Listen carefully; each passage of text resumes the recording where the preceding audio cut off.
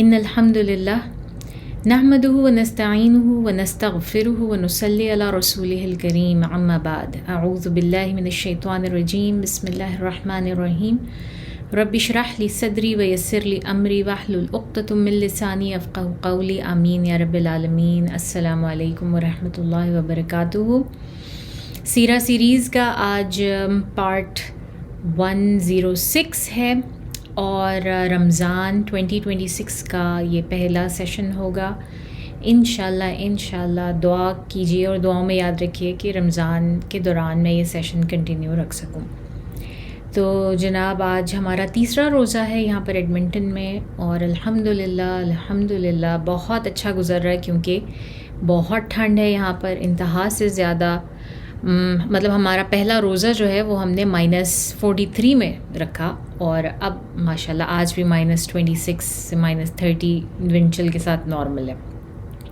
تو الحمدللہ روزے بہت اچھے گزر رہے ہیں، اتنے لمبے نہیں ہیں اور بہت ٹھنڈے ہیں، تو سب کے لیے رکھنا آسان ہے۔ اینی ویز شروع کرتے ہیں ہم آج کا سیشن۔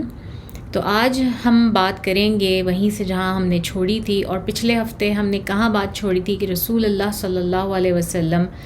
اپنا لاؤ لشکر لے کر سارا کا سارا مکہ کے اندر داخل ہو گئے۔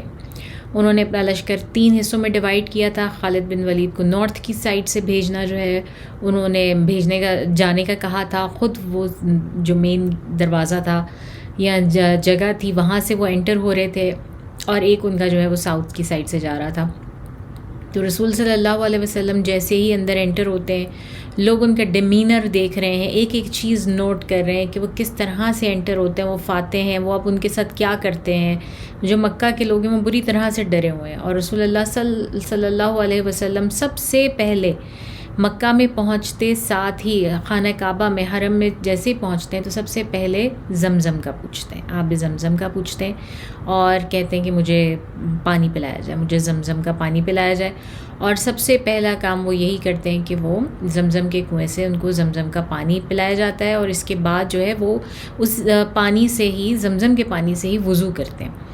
اور جیسے وہ وضو کر رہے ہیں، پانی گر رہا ہے اور صحابہ لپک رہے ہیں اس پانی کو حاصل کرنے کے لیے، برکات کے لیے، اور جو ہے وہ اپنے استعمال کے لیے۔ اور جو مکہ والے ہیں، قریش والے ہیں، وہ دیکھ کے حیران ہو رہے ہیں کہ یہ کس قسم کا لیڈر ہے کہ جس کا گرا ہوا پانی، تھوک، خون، مٹی، کچھ بھی لوگ ضائع نہیں ہونے دیتے، وہ بھی جو ہے اس کو بھی استعمال میں لاتے ہیں اور اس کو بھی برکات کے لیے لیتے ہیں۔ تو وہ بہت حیران ہو رہے ہیں کہ یہ کس طرح کے لیڈر ہیں، اور جنہوں نے ہمارے اوپر جو ہے وہ اس وقت چڑھائی کی ہے یا ہمیں فتح کر لیا۔ اور وہ سب بڑے شوق میں ہیں۔ تو ہم نے بات کی تھی پہلے بھی کہ ابو سفیان نے تو کہا بھی تھا کہ یہ میں نے تو ایسا کبھی لیڈر دیکھا ہی نہیں۔ تو پھر عباس رضی اللہ تعالیٰ عنہ نے انہیں کہا کہ یہ کوئی بادشاہ نہیں ہے، یہ بادشاہت نہیں ہے، یہ ملوکیت نہیں ہے، یہ نبوت ہے۔ تو this is what it was like. تو ہم نے کافی ڈیٹیل میں آگے تک باتیں کی تھیں کہ رسول صلی اللہ علیہ وسلم نے اپنی اونٹنی پہ طواف کیا، اور طواف کے دوران ان کے ہاتھ میں جو عصا تھا، جو 365 بت رکھے ہوئے تھے، اس کے ارد گرد، خانہ کعبہ کے ارد گرد وہ ایک ایک بت کی طرف اشارہ کرتے جاتے اور وہ منہ کے پل گرتا جاتا، اور پھر وہ سب کے سب جو ہیں وہ گر گئے۔ اس کے بعد رسول صلی اللہ علیہ وسلم خانہ کعبہ کے اندر داخل ہوئے، اور انہوں نے وہاں جا کے جو تصاویر بنی ہوئی تھیں وہ صاف کیں، جو بت تھے ان کو توڑا، نکال کے باہر پھینکا، اس کی صفائی کی، اور پھر وہاں پر ہر دیوار کے سامنے جو ہے وہ نماز ادا کی، نوافل ادا کیے 2 اور پھر جو ہے وہ انہوں نے باہر آ کے خطبہ فرمایا ایک چھوٹا سا۔ اب ہم اس اسٹیج پہ پہنچ گئے تھے کہ وہ لوگ جن کو رسول اللہ صلی اللہ علیہ وسلم نے اسپیئر نہیں کیا تھا، یا جن کو پنشمنٹ دی جانی تھی، جن کے نام ہٹ لسٹ کے اوپر تھے، اب ان کو پیش ہونے کا جو ہے نا وہ کہا گیا۔ نام ان لوگوں کے جو ہٹ لسٹ پہ تھے، بعض جو محققین ہیں اور جو سیرہ نگار ہیں ان کی آرا کے مطابق یہ 6 تھے، کچھ کے مطابق 9 تھے، کچھ کے مطابق 12 تھے۔ تو ہم دیکھتے ہیں، ہمیں جتنے، میرے خیال سے میرے پاس 9 لوگوں کی سٹوریز موجود ہیں، تو میں آپ کو آج وہی سناؤں گی۔ تو آج ہمارا مین پورشن جو ہے وہ مزے کی سٹوریز سننے پہ ہوگا۔ تو ان لوگوں کے نام اس طرح سے تھے: عبد العزیٰ بن خطل، عبداللہ بن سعد بن ابی سراح، اکرمہ بن ابی جہل، حارث بن نفیل بن وہب، مقیس بن صبابہ، حبار بن اسود، ابن قتل کی 2 لونڈیاں جن میں سے ایک کا نام غالباً سارہ تھا اور ایک کا فرتانہ تھا، اور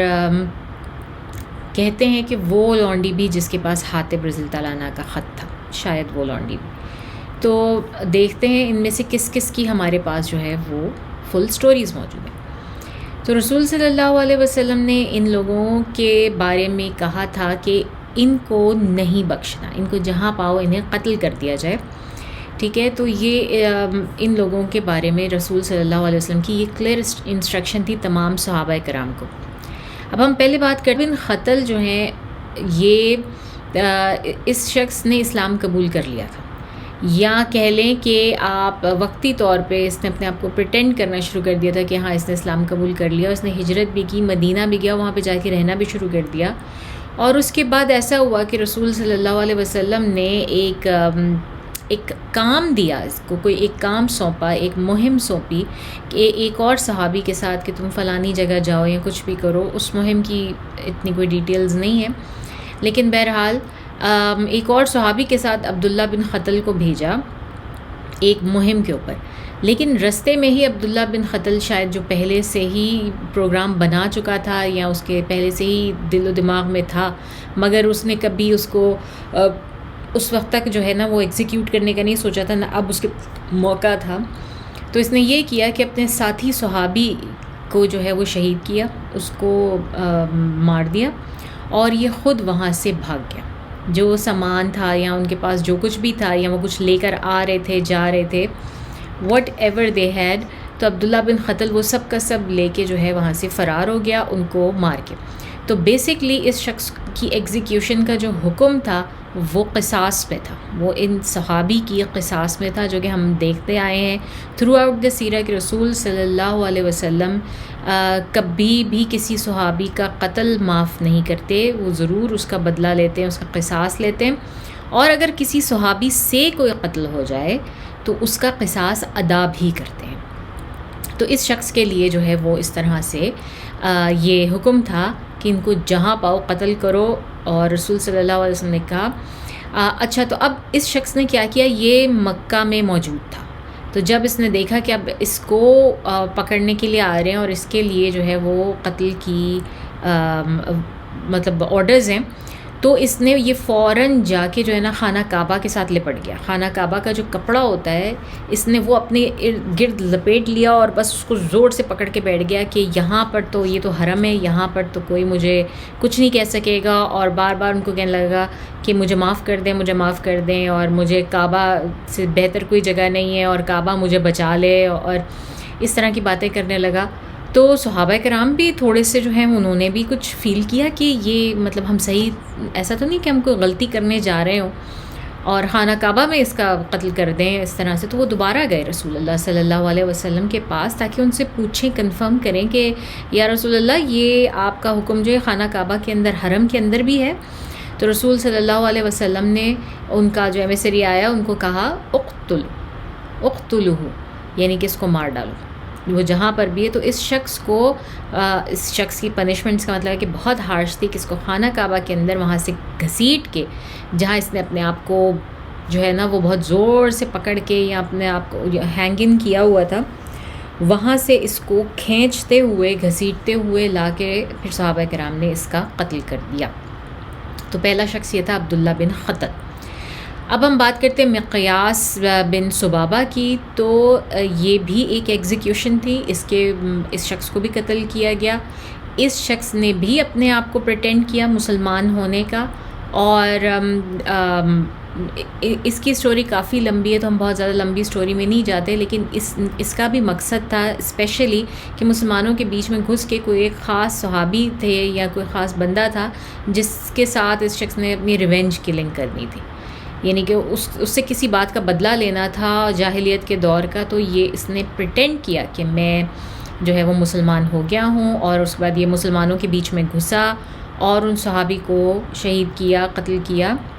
اور ان کے بھائی کو بھی، اور اپنا بدلہ لیا اس نے، اور اس کے بعد یہ بھاگ کہ جو ہے مدینہ سے واپس آ گیا مکہ، تو اس شخص کو بھی قتل کیا گیا، مقیاس ابن سبابہ اس کا نام تھا۔ اب تیسرا شخص ہے عبداللہ بن سعد بن ابی سراح۔ تو عبداللہ بن سعد بن ابی سراح کی جو ہے وہ کہانی یوں ہے کہ اس شخص نے بھی اسلام قبول کیا اور یہ ہجرت کر کے مدینہ گیا، ٹھیک ہے، اور یہ ایک قریشی تھا،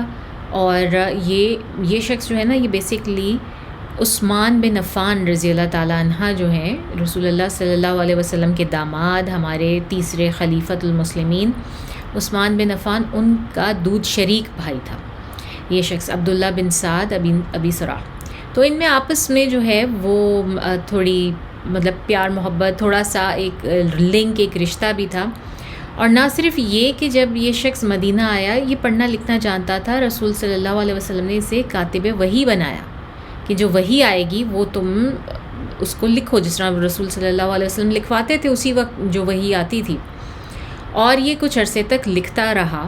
ایونچولی یہ مرتد ہو گیا، کچھ عرصے کے بعد مرتد ہو گیا اور پھر یہ بھاگا اور بھاگ کے واپس مکہ آ گیا۔ اب آپ یہ دیکھیں کہ ہم کافی مرتد لوگوں کی سٹوری سنتے ہیں، لیکن ہم یہاں پر یہ بھی دیکھ رہے ہیں کہ صرف یہ مرتد ہو گئے یہ وجہ نہیں ہے ان کے قتل کرنے کی، صرف اور صرف اکیلی یہ وجہ نہیں ہے کہ جس طرح سے بہت زیادہ مسلمانوں کو اور اسلام کو اس معاملے میں بھی بدنام کیا جاتا ہے نا کہ ونس یو آر اے مسلم اور اس کے بعد آپ نے اگر اپنا وہ چینج کر لیا، مذہب چینج کر لیا، تو مسلمان تو آپ کو قتل کر دیں گے اور آپ واجب القتل ہو جاتے ہیں۔ ایسی بات نہیں ہے، جہاں ان لوگوں کی اور بھی بڑے بڑے گناہ ہیں جن کی وجہ سے ان کو جو ہے وہ قتل کی پنشمنٹ دی گئی ہے یہاں پہ، جیسے کہ ہم دیکھ رہے ہیں۔ تو یہ شخص کاتب وحی رہا رسول صلی اللہ علیہ وسلم کا، اس کے باوجود مرتد ہوا اور بھاگ کے مکہ آ گیا۔ اگر تو صرف مرتد ہونے کے اوپر قتل ہوتا تو میرا خیال ہے کہ رسول صلی اللہ علیہ وسلم اسی وقت حکم دیتے کہ جاؤ اس شخص کو پکڑ کے لاؤ اور اس کو جو ہے وہ یہ قتل کر کے بھاگا ہے، ہمارے بندے کو یا یہ مرتد ہو کے بھاگا ہے، یہ تو ہمارا رول ہی نہیں ہے، اور اس کو پکڑ کے اس وقت قتل کرواتے۔ ایسا تو ہم کہیں نہیں دیکھتے، یہ بعد میں فتح مکہ کے بعد ان لوگوں کو پکڑ کے ہنٹ کیا جا رہا ہے، اور صرف اس لیے نہیں کہ وہ مرتد ہوئے ہیں بلکہ ساتھ ساتھ کہ ان کے بہت بڑے بڑے اور بھی جو ہیں وہ گناہ ہیں۔ تو اینی ویز عبداللہ بن سعد بن ابی سراح جو ہے یہ کاتب وحی تھا، یہ شخص واپس آ گیا مکہ، اور نہ صرف یہ واپس آ گیا مکہ بلکہ اس نے جھوٹ باتیں پھیلانی شروع کر دی رسول صلی اللہ علیہ وسلم کے خلاف، اور یہ کہنا شروع کر دیا کہ رسول صلی اللہ علیہ وسلم تو جو قرآن ہے نا، جب اس کی ڈکٹیشن کرواتے تھے نا تو میں اپنی مرضی سے لکھتا تھا، کہ جو ہے میں اس میں تحریف کر دیتا تھا، میں اس کو غلط کر دیتا تھا۔ اب ہمیں معلوم ہے کہ یہ پاسبل نہیں ہے، اور بعد میں بہت لوگوں نے مطلب کاتب کا کام کیا ہے، اور قرآن جو ہے وہ سینہ بسینہ ٹرانسفر ہوا۔ قرآن کا جو ٹرانسفر ہونا ہے وہ قرأت کے تھرو ہے، وہ ہم لوگ مسلمان جو ہیں وہ لکھے ہوئے قرآن پر اتنا ریلائی نہیں کرتے۔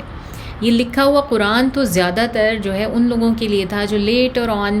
اسلام میں داخل ہو رہے تھے، جن کی زبان عربک نہیں تھی، ان کو زبان سیکھنی تھی اور پھر ان کو پڑھنا تھا، قرآن جاننا تھا۔ لیکن جو اس نسل کے لوگ ہیں، جو صحابہ کرام ہیں، سارے کے سارے جو تابعی ہیں، جو تبع تابعین ہیں، وہ قرآن سینہ بس سینہ اپنی اولادوں میں ٹرانسفر کرتے تھے۔ وہ جیسے انہوں نے خود سن کے یاد کیا تھا وہ ویسے ہی آگے ٹرانسفر کرتے تھے اپنے بچوں میں، اور اس طرح سے آگے ٹرانسفر ہوتا تھا۔ تو اگر دنیا کے سارے قرآن آپ ختم کر دیں، کچھ بھی کر دیں، تو اب بھی قرآن جو وہ سینوں میں موجود ہے۔ بہت لوگوں کی بہت سوال ہوتے ہیں کہ جی قرآن تو عثمان رضی اللہ تعالیٰ عنہ کے دور میں ہوا تھا، تو اس سے پہلے جو ہے وہ کہاں تھا اور کیسے جو ہے وہ صحیح ہے، اور یہ سب باتیں ہیں، یہ سب ان لوگوں کی باتیں جو کہ ایکسکیوزز جن کو چاہیے ہوتے ہیں کچھ نہ ماننے کے لیے۔ ان کے سامنے ٹروتھ آ بھی جائے تو ان کو بس یہ ہوتا ہے کہ ہم نے نہیں ماننا، تو انہوں نے اپنے سوال، یا کفار کی طرف سے آتے ہیں، آپ کو پتہ ہی ہے کہ انہوں نے اس طرح کے سوال گھڑے ہوئے ہوتے ہیں۔ لیکن ان سب سوالوں کی مجھے لگتا ہے بہت کلیئر آنسرز ہیں، اللہ تعالیٰ نے خود دیے ہیں کہ آپ کچھ بھی جا کے چیک کر لیں کہیں سے بھی۔ قرآن جو ہے میرے نزدیک اس سے بہتر آنسر اور کوئی نہیں ہے، حالانکہ اور بھی بہت سارے آنسر بہت پریکٹیکل لاجیکل پروفس کے ساتھ ہیں، لیکن میرے نزدیک جو ہے سب سے آسان آنسر یہ ہے جو کہ میری لاجک کو بہت اچھی طرح سیٹسفائی کرتا ہے کہ قرآن تو آیا ہی سینہ بسینہ، اترا ہی رسول صلی اللہ علیہ وسلم کے دل کے اوپر تھا ڈائریکٹلی، اور اس کے بعد سینہ بسینہ ٹرانسفر ہوتا رہا، کئی جنریشن آج تک بھی ہو رہا ہے، سینہ بسینہ ٹرانسفر ہو رہا ہے پورے عرب میں، اور ہر جگہ لوگ قرآن کو ایز اے بک دیکھ کے ریڈ کر کے نہیں یاد کرتے، حفظ کرتے یا رٹا نہیں مارتے. یہ پاکستان، انڈیا، بنگلہ دیش میں زیادہ ہوتا ہے. وہاں پر منہ سے بول بول کے، جو قاری ہے وہ منہ سے بول بول کے ان کو یاد کرواتا ہے بچوں کو، زیادہ تر جو ہے نا قرات کر کے یاد کیا جاتا ہے قرآن. تو اسی طریقے سے اب تک بھی ٹرانسفر ہو رہا ہے، اور کیونکہ یہ ڈائریکٹ ایک حافظے سے دوسرے حافظے میں گیا ہے، تو اس لیے ہمارے نزدیک، ہمارے ٹریڈیشن میں لکھے ہوئے قرآن کی اتنی زیادہ اہمیت نہیں ہے جتنے اس قرآن کی اہمیت ہے جو کہ دلوں میں، دماغوں میں محفوظ ہے لوگوں کے. اینی ویز آگے چلتے ہیں. تو اس شخص نے جو ہے یہ سٹوریاں پھیلانی شروع کر دیں کہ میں تو اپنی مرضی سے لکھا کرتا تھا، اور جب مجھے رسول اللہ صلی اللہ علیہ وسلم لکھواتے تھے تو جو ہے میں اس میں تحریف کر دیتا تھا. اب آپ اندازہ کر سکتے ہیں کہ ایسا شخص کوئی آج کے دور میں بھی ہو، یا اس کی سٹوریز آج کے دور میں بھی کسی اسلام دشمن کو مل جائیں تو وہ کیسا اس کا جو ہے نا اس کی بات کا بتنگڑ بنائے گا. جس طرح سلمان رشدی کی جو ہے وہ باتوں کو لے کر کتنا اچھالا گیا اور اس کو کتنا فیم دیا گیا، تو یہ بھی ایسی ہی ایک چیز تھی. تو اس شخص نے اس طرح کی خبریں جو ہے نا وہ اسمیر کیمپین جسے کہتے ہیں قرآن کے خلاف جو ہے وہ پھیلانی شروع کر دی. اب جب رسول صلی اللہ علیہ وسلم واپس مکہ آتے ہیں تو یہ بھی مکہ میں موجود ہے، لیکن عثمان بن عفان سے جا کے جو ہے نا یہ بیگ کرتا ہے، پلیڈ کرتا ہے، ہمیں نہیں پتہ کیا ان کی بات ہوتی ہے. بہرحال عثمان بن عفان اس کو اپنی پناہ میں لے لیتے ہیں اور اس کو اپنے گھر میں چھپا کے رکھتے ہیں جب تک کہ چیزیں تھوڑی سی ٹھنڈی نہ ہو جائیں. اور پھر اس کے بعد جو ہے نا وہ ایک دن جب دیکھتے ہیں کہ کافی حد تک اب معاملات ٹھنڈے ہو گئے ہیں اور اب اتنا زیادہ شور شرابہ نہیں ہے، تو وہ جاتے ہیں ڈائریکٹلی رسول اللہ صلی اللہ علیہ وسلم کے پاس، عثمان بن عفان، اور ان سے باقاعدہ بیگ کرتے ہیں، پلیڈ کرتے ہیں، رسول اللہ آپ میرے بھائی کی جان بخشی کر دیجئے، اور اس کو جو ہے نا یہ مسلمان ہونا چاہتا ہے تو اس کا اسلام قبول کر لیں. تو اتنی دفعہ جو ہے وہ کرتے رہتے ہیں. اچھا، اور رسول صلی اللہ علیہ وسلم اتنی دیر تک جو ہے نا وہ خاموش رہتے ہیں، وہ کچھ نہیں کہتے، اور عثمان رضی اللہ تعالیٰ عنہ مسلسل ان سے بیگ کر رہے ہیں، پلیڈ کر رہے ہیں، اور رسول صلی اللہ علیہ وسلم بالکل خاموشی سے جو ہے نا وہ سنتے رہتے ہیں، کوئی جواب نہیں دے رہے، کوئی جواب نہیں دے رہے. آخر جب ایک وقت گزر جاتا ہے تو اس کے بعد کہتے ہیں اچھا ٹھیک ہے، میں نے ایکسیپٹ کر لیا، اس کا اسلام جو ہے وہ ایکسیپٹ کر لیا. اب جب یہ لوگ چلے جاتے ہیں، عثمان بن عفان چلے جاتے ہیں وہاں سے، تو رسول صلی اللہ علیہ وسلم باقی کے جو صحابہ کرام ارد گرد بیٹھے ہوتے ہیں نا ان کی طرف متوجہ ہو کے کہتے ہیں کیا تم میں سے کسی شخص کو اتنی بھی عقل نہیں تھی کہ جب میں کوئی جواب نہیں دے رہا تھا تو اٹھتا اور اس شخص کو قتل کر دیتا، اٹھتے اور عبداللہ بن سعید بن ابی سراح کو قتل کر دیتے، کیونکہ کمانڈ تو دے چکے تھے رسول صلی اللہ علیہ وسلم کہ جہاں اس شخص کو دیکھا جائے اس کو قتل کر دیا جائے. اب وہ ان کے سامنے آیا، ٹھیک ہے عثمان بن عفان کے ساتھ تھا لیکن اور صحابہ کرام بھی بیٹھے ہوئے تھے، تو رسول اللہ صلی اللہ علیہ وسلم ایکسپیکٹ کر رہے تھے کہ کوئی صحابی اٹھے گا اور ہو سکتا ہے ان کو فوری طور پہ قتل کر دے، اور اس کے بعد اس کی ایکسکیوز قبول کر لی جائے گی کیونکہ حکم پہلے دیا جا چکا ہے اس کو قتل کرنے کا، اس سے پہلے کہ اس کی بات بھی سنی جاتی. تو صحابیوں میں سے جو ہے نا وہ سارے ایک دم شوق ہو گئے کہ اچھا ہم سے یہ ایکسپیکٹ کر رہے تھے رسول اللہ صلی اللہ علیہ وسلم، ہمیں تو پتہ ہی نہیں تھا. تو ان میں سے ایک صحابی نے بڑی ہمت کر کے کہا تو رسول صلی اللہ علیہ وسلم آپ نے ہمیں آنکھ سے اشارہ کیوں نہیں کر دیا، ایسے جیسے آپ ہمیں آنکھ سے اشارہ کر دیتے نا تو ہم ان کا قتل کر دیتے. تو رسول صلی اللہ علیہ وسلم نے کہا کہ یہ کسی نبی کے لیے، کسی رسول کے لیے یہ جائز نہیں ہے کہ وہ اس طرح سے آنکھوں کے اشارے کریں. یہ ان کے کیریکٹر کے اوپر جو ہے نا وہ بیٹھتا نہیں ہے، یہ بے فٹنگ نہیں ہے ان کی کیریکٹر کے ساتھ. تو اس طرح سے نبی اور رسول جو ہے وہ اس طرح سے اشارے بازیاں نہیں کرتے بیسکلی. تو اب آپ دیکھیں کہ مطلب میں ہی اس طرح سے اگر کروں یا ہم میں سے کوئی ایک دوسرے کو اشارہ کرے تو جو بندہ سامنے بیٹھ کے دیکھ رہا ہوتا ہے اس کی ہنسی نکل جاتی ہے. تو اللہ تعالیٰ کیسے ایک نبی رسول کی جو ہے وہ مطلب ان کی جو ذات ہوتی ہے نا وہ اتنی بڑی ہے، اتنی رسپیکٹفل ہے کہ اس کے ساتھ کسی قسم کا جوک اراؤنڈ نہیں کیا جا سکتا، ان کے اوپر نہیں ہنسا جا سکتا، کوئی ان کے اوپر نہیں ہنس سکتا. تو وہ اس طرح کی کوئی کام نہیں کرتے. ان کے ہمیں اخلاق میں، ان کی عادات میں ہمیں کوئی ایسا کام نہیں ملتا جس میں کہ وہ لوگوں کو موقع دیں کہ ان کے اوپر وہ ہنسیں یا ان کا مذاق اڑا سکیں. تو اس طرح سے جو ہے نا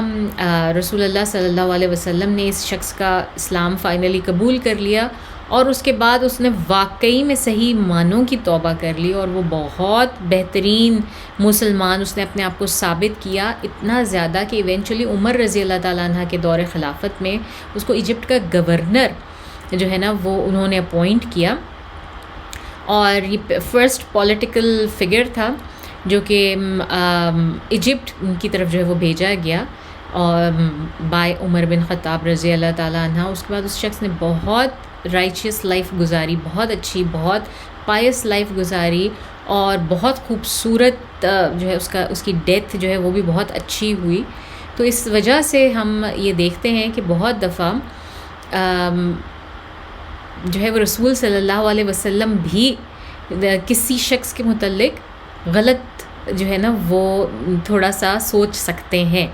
کیونکہ غیب کا علم صرف اللہ تعالیٰ کو ہے. ہمیں ان چھوٹی چھوٹی چیزوں سے پتہ چلتا ہے، رسول صلی اللہ علیہ وسلم کی ہیومینٹی پتہ چلتی ہے کہ غلطی ان سے بھی ہو جاتی ہے، کہ رسول صلی اللہ علیہ وسلم کے نزدیک یہ شخص قابل قتل تھا اور بے شک تھا، اور وہ چاہ بھی رہے تھے کہ قتل ہو جائے، لیکن اس کے نصیب میں اللہ تعالیٰ نے لکھا ہوا تھا کہ اس نے جنت میں جانا ہے، اس نے اسلام قبول کرنا ہے، اس نے ایک بہترین زندگی گزارنی ہے، اور اللہ نے اس سے کام لینا تھا جو کہ رسول صلی اللہ علیہ وسلم کو نہیں پتہ تھا، اور اس نے اسلام قبول کیا، اور رسول صلی اللہ علیہ وسلم سے اللہ تعالیٰ نے اسلام قبول کروایا اس شخص کا، اور اس کے بعد اس نے ایک بہترین لائف گزاری. تو آپ اس چیز سے اندازہ لگائیں کہ رسول صلی اللہ علیہ وسلم کو غیب کا علم نہیں تھا. ہر شخص کے بارے میں ان کو وہی چیز پتہ ہوتی تھی جو اللہ تعالیٰ ان کو اسپیسیفکلی جبرائیل امین کے تھرو یا ڈائریکٹ وحی کے تھرو بتا دیا کرتے تھے. اس کے علاوہ ان کو کسی چیز کا نہیں جو ہے وہ علم تھا. ان کو غیب کا علم جسے آپ کہتے ہیں نا کہ بالکل دو جہانوں کے غیب کا علم نہیں، ہرگز نہیں تھا رسول اللہ صلی اللہ علیہ وسلم کو. اچھا جی، اب ہم بات کرتے ہیں فرتانہ اور سارہ، یہ دونوں لونڈیاں تھیں، اور ہم واپس جاتے ہیں جو پہلا شخص جس کے بارے میں ہم نے بات کی عبداللہ بن خطل. تو ان دونوں کو جو ہے ان دونوں لونڈیوں کو عبداللہ بن خطل نے ہائر کیا تھا. یاد کریں اس کی ہم نے ابھی بھی اسٹوری کی کہ وہ بھی مسلمان ہو کر گیا تھا، اس کے بعد ایک شخص کو قتل کر کے مرتد ہو کے واپس بھاگ کر آیا، اور پھر اس کے بعد اس نے ان دونوں لونڈیوں کو ہائر کیا رسول صلی اللہ، اور یہ گاتی بجاتی تھیں. یہ بیسکلی اس وقت کا میڈیا تھیں، یا آپ کہہ لیں CNN BBC تھیں، ٹھیک ہے نا. یہ دونوں لونڈیاں یہ گاتی بجاتی تھیں، اور ان کا کام ہی یہی تھا کہ کسی خبر کو بہت مرچ مسالہ لگا کے اس کو بہت ہی انٹرٹیننگ انداز میں لوگوں میں پھیلانا. تو ان سے یہ کیا خبریں پھیلاتا تھا؟ ان سے یہ رسول اللہ صلی اللہ علیہ وسلم کے خلاف پروپیگنڈا پھیلاتا تھا، ان کے خلاف بری بری باتیں، اور جو ہے وہ جھوٹی کہانیاں بہت ہی پوئٹک انداز میں، ایک ناچنا گانا اور ہر اس کے ساتھ. تو آپ اندازہ کریں کہ لوگ کتنا اٹریکٹ ہوتے ہیں ان کی طرف. آج بھی سوشل میڈیا کیمپینز جن لوگوں کے خلاف چلائی جاتی ہیں، اسمیئر کیمپینز، وہ تباہ و برباد ہو جاتے ہیں، ان کو دنیا آخرت ان کی تباہ و برباد ہو جاتی ہے. تو رسول صلی اللہ علیہ وسلم کے ساتھ بھی آج تک بھی جو برائیاں ہو رہی ہیں دنیا میں، وہ اس دور میں وہ سب رسول صلی اللہ علیہ وسلم کے اوپر آزمائی گئی ہیں. اور ہم نے یہ پہلے بھی بات کی تھی کہ جن لوگوں نے اسمیئر کیمپین کا پارٹ بنے نا، جو ان کو رسول صلی اللہ علیہ وسلم نے نہیں بخشا، ان کی ضرور ان کو ڈیتھ پینلٹی ملی ہے. اور آج کل یہ چیز اتنی عام ہو چکی ہے کہ کوئی بھی شخص اٹھتا ہے، بیٹھتا ہے، اپنا یوٹیوب چینل بناتا ہے، اور اس کے اوپر بک بک بک بک کرنی شروع کر دیتا ہے کسی کے بھی خلاف. اور یہ نہیں تو کسی کے کامنٹس میں جا کے، یا جو ہے وہ کسی نہ کسی چیز کا پارٹ بنتا ہے. اور پھر ہم یہ نہیں سوچتے کہ this is going to be permanent, یہ جب تک چلتا رہے گا، اور اس کے بیچ میں ہماری موت ہو جاتی ہے. واقعی میری موت ہو جاتی ہے، میں کسی کے خلاف اسمیئر کیمپین چلا رہی ہوں، نعوذ باللہ، مجھے کبھی اللہ تعالیٰ اس فتنے میں نہ ڈالے. لیکن اگر میں اس طرح کر رہی ہوں اور آج میری موت ہو جاتی ہے، اس کے بعد وہ جب تک وہ سٹوری آن لائن رہے گی اور جتنی دفعہ لوگ اس کو دیکھتے رہیں گے، چلتے رہیں گے، تو سوچئے وہ آپ کہ وہ میرے لیے کیسا گناہ جاریہ بن گیا، کانسٹنٹ گناہ جاریہ ہے وہ، کانسٹنٹ میری غیبت کی ہوئی اور شاید کسی کی زندگی تباہ کرنے کا باعث بن جائے، لیکن میرے اپنے لیے وہ میری آخرت تباہ کرنے کا باعث بن گئی، کانسٹنٹ جو ہے گناہ جاریہ بن گیا۔ تو اس وقت بھی جب یہ کام ہوتا تھا تو ان لوگوں کو بھی ہرگز پارڈن نہیں ملتی تھی۔ تو یہ دونوں جو غلام لونڈیاں تھیں، فرتانہ اور سارہ، یہ بھی بھاگ گئی تھیں، یہ بھی بھاگ کے جا کے چھپ گئی تھیں۔ ان میں سے ایونچولی ایک جو ہے وہ پکڑی گئی، فرتانہ، اور اس کو قتل کیا گیا، لیکن سارہ جو ہے وہ بھاگ گئی، اور اس کے بعد اس کے بہاف پر کسی نے جو ہے نا وہ امان مانگ لی، یعنی کسی اور شخص نے، چاہے شاید وہ جس کی لونڈی تھی اس نے، یا کسی اور شخص نے جو ہے وہ اس کی امان مانگ لی، وہ مسلمان ہو گئی اور اس کو بخش دیا گیا۔ تو ایک ان میں سے مار دی گئی اور دوسری کو جو ہے وہ اس طرح سے پہلے وہ بھاگ گئی، غائب رہی، پھر اس کے بعد اس کی ایونچولی امان مانگی گئی، اور پھر اس کو اس طرح رسول صلی اللہ علیہ وسلم نے بخش دیا۔ مگر ہم یہ دیکھتے ہیں کہ سب سے زیادہ جن لوگوں کا رسول صلی اللہ علیہ وسلم نے جن کو قتل کیا، اور ایک شخص جس کو رسول صلی اللہ علیہ وسلم نے اپنے ہاتھ سے بھی قتل کیا، اس نے بھی یہی کام کیا تھا، اس کا بھی یہی کام تھا کہ نہ صرف انہوں نے، اس شخص نے فزیکلی رسول اللہ صلی اللہ علیہ وسلم کو ایذا پہنچائی تھی، بلکہ کانسٹنٹلی جو ہے وہ بیڈ ماؤتھ، پوٹی ماؤتھ بھی کرتا تھا ان کو، اور ان کے خلاف اسمیئرنگ کیمپینز بھی چلاتا تھا۔ اب ہم بات کرتے ہیں سب سے انٹرسٹنگ سٹوری کی ان سارے لوگوں میں سے، جو کہ اکرمہ بن ابی جہل کی ہے۔ اکرمہ بن ابی جہل، جیسے کہ نام سے ظاہر ہے کہ اکرمہ ابو جہل کے بیٹے تھے، اور یہ اب تک مطلب ڈٹے ہوئے تھے مسلمانوں کے خلاف۔ انہوں نے ہی ابھی کچھ دیر پہلے فتح مکہ کے بعد خالد بن ولید نے جب حملہ کیا تھا تو اکرمہ اس گروہ میں شامل تھے جس نے حملہ کیا، واپس حملہ کیا، مگر پھر جب یہ پسپا ہو گئے تو اکرمہ بن ابی جہل جو ہے وہ بھاگ گیا، یہ مکہ سے نکل کے بھاگے، اور مکہ سے نکل کے بھاگے تو یہ جدہ کی پورٹ پر چلے گئے، اور وہاں پر جا کے انہوں نے ایک شپ کے ساتھ مطلب معاہدہ کیا، ان کو پیسے وغیرہ دیے کہ مجھے حبشہ لے جائیں۔ اب ہم نے یہ بات بھی پہلے کی تھی کہ یہ سارے جو بڑے بڑے لیڈران تھے، جب انہوں نے مکہ کی پسپائی دیکھنی شروع کر دی تھی نا صلح حدیبیہ کے بعد، تو ان سب کے دماغوں میں یہ بات تھی کہ جس طرح مسلمانوں نے جا کے حبشہ میں پناہ لی ہے نا، تو ہم بھی اسی طرح اب یہی کریں گے کہ ہم حبشہ میں جا کے پناہ لے لیں گے۔ یاد ہے عمر بن العاص بھی یہ بات کیا کرتے تھے، خالد بن ولید کے ذہن میں بھی یہ والی تھاٹس تھیں، اور یہ ان سب لوگوں کی جو ہے نا یہ ایک کلیکٹیو تھاٹ تھی کائنڈ آف، کہ ہم جو ہے وہ حبشہ میں جا کے اور وہاں پر پناہ لے لیں گے۔ تو اکرمہ نے بھی یہی کیا، اب موقع تھا، اب تو وہ بھاگنے کا موقع تھا، ڈیفینیٹلی ان کو پتہ تھا کہ اب میں واپس مکہ گیا تو میری جو ہے وہ بالکل بخشش نہیں ہونے والی، مجھے یقیناً سزا دی جائے گی۔ تو انہوں نے جا کے جو ہے وہ حبشہ کی طرف جانے والی کشتی میں یہ بیٹھ گئے۔ اب یہ ہوا کہ جو ہے نا اللہ کی کرنی ایسی ہوئی کہ یہ کشتی جب حبشہ جا رہی تھی تو رستے میں شدید طوفان آیا، اتنا طوفان آیا کہ حالانکہ یہ اس کشتی میں جانے والے لوگ مسلمان کوئی نہیں تھے، ان کا جو کیپٹن تھا وہ بھی کوئی مسلمان نہیں تھا، یہ سب لوگ پیگنز یا کوئی ادھر ادھر کے یا کوئی کرسچن ہوں گے جو حبشہ سے ہی آئے ہوئے ہوں گے کسی کام کے لیے، تو اس طرح سے تھے۔ تو اب ان کے کیپٹن نے جو ہے نا جب دیکھا کہ کشتی کی اب یہ کنڈیشن ہے کہ اب ہم بس اب ڈوبے کہ تب ڈوبے، بس کوئی لہر آئے گی اور ہم نے نہیں بچنا، ہم ڈوبے ہی ڈوبے، تو اس کیپٹن نے جو ہے نا وہ اعلان کیا سب لوگوں کے بیچ میں، اس نے کہا کہ دیکھو یہ موقع ہے کہ اب تم لوگ اپنے اپنے خداؤں کو پکار لو، اور اس ایک خدا کو پکارنا اپنے جو سارے خداؤں کا جو ہے نا وہ بادشاہ ہے، باقی اپنے جو ہے نا واللہ ہی اس نے قسم کھا کے کہا کہ تم بھی جانتے ہو اور میں بھی جانتا ہوں کہ جو ہے یہ ہمارے جو چھوٹے موٹے خدا ہیں، یعنی کہ وہ اپنے آئیڈلز کی اور ان کی کہ یہ اس وقت ہماری ان میں سے کوئی مدد نہیں کرنے والا، تو ہمارا اس خدا کو پکارو جس نے جو ہے وہ مدد کرنی ہے ہماری، یہ چھوٹے موٹے آئیڈلز جو ہیں یہ ہماری مدد نہیں کرنے والے۔ یہ وہ ٹائم تھا جس وقت اکرمہ بن ابی جہل کی دماغ کی بتی روشن ہوئی۔ اب دیکھیں آپ، ساری زندگی خود رسول صلی اللہ علیہ وسلم اپنے منہ سے دعویٰ اس شخص نے سنی اور اس کو نہیں مانا، ٹھیک ہے، اس نے کوئی اثر نہیں کیا، اور اس وقت یہ ایسا وقت تھا، زندگی کا ایسا موڑ تھا کہ اب یہ زندگی اور موت کے بیچ میں تھا، اور ایک خود سے ایک پیگن شخص جو ہے نا وہ کہہ رہا ہے کہ دیکھو اب ہمیں اندازہ ہے، ہم سب کو ہی پتہ ہے، تمہیں بھی پتہ ہے، مجھے بھی پتہ ہے کہ یہ جو ہمارے چھوٹے موٹے خدا ہیں انہوں نے تو کچھ نہیں کرنا ہمارے لیے، اب اس خدا کو پکارو جو ان کا بھی خدا ہے اور ہمارا بھی خدا ہے۔ اس وقت ان کو اندازہ ہوا اور انہوں نے سوچا دل میں کہ واقعی یہ خدا جن کو میں خود اپنے ہاتھ سے بنا رہا ہوں، میں ان کے پیسے دے رہا ہوں اور پھر میں ان کو خرید رہا ہوں اور میں ان کی کیئر ٹیکنگ کر رہا ہوں اور میں ان کے نام پہ لڑ رہا ہوں سب کچھ، یہ اگر مجھے اس وقت پروٹیکشن نہیں دے سکتے تو ان کا کام کیا میری زندگی میں؟ کیا کروں پھر میں ان کا؟ پھر تو یہ بالکل ناکارہ ہے، فضول ہے، پھر میں اسی خدا کو پکاروں، اور اسی خدا کو پکاروں تو رسول اللہ صلی اللہ علیہ وسلم تو اتنے سالوں سے یہی ہمیں سکھاتے آ رہے ہیں کہ اس خدا کو پکارو، اسی خدا کو پکارو۔